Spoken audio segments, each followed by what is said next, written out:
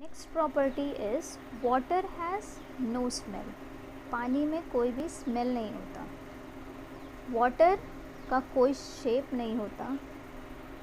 पानी का कोई लिक्विड का कोई शेप नहीं होता। हम जिस कंटेनर में उसको पोर करते हैं वो उसका शेप ले लेता है, जैसे कि आप इसमें देख सकते हैं। Then coming to the topic different forms of water.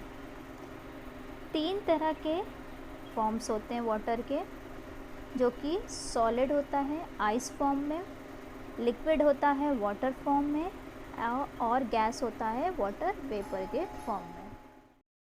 So in the solid state it exist in the form of ice.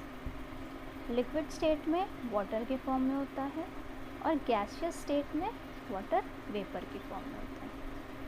जब पानी को हम हीट करते हैं और फिर कूल करते हैं, it changes its form due to the change in temperature.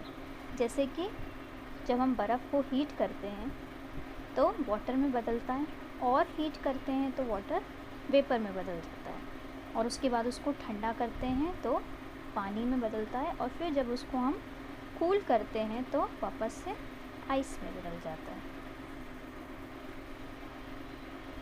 When we put our clothes out in the sun to dry, the water from the wet clothes changes into water vapor.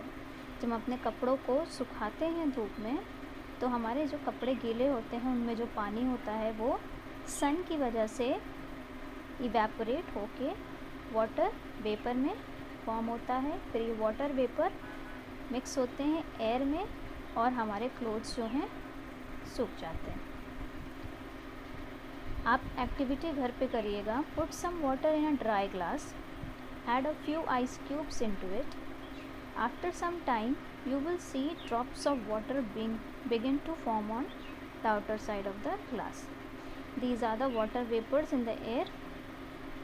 Water vapors changes back into liquid form on cooling.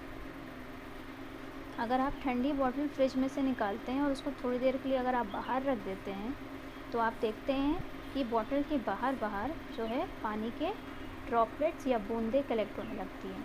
वो इसलिए होती हैं क्योंकि जो पानी है वो गर्म होने लगता है और इवेपोरेट होता है। तो जब इवेपोरेट होता है तो वो वाटर ड्रॉपलेट्स में बदल जाता है।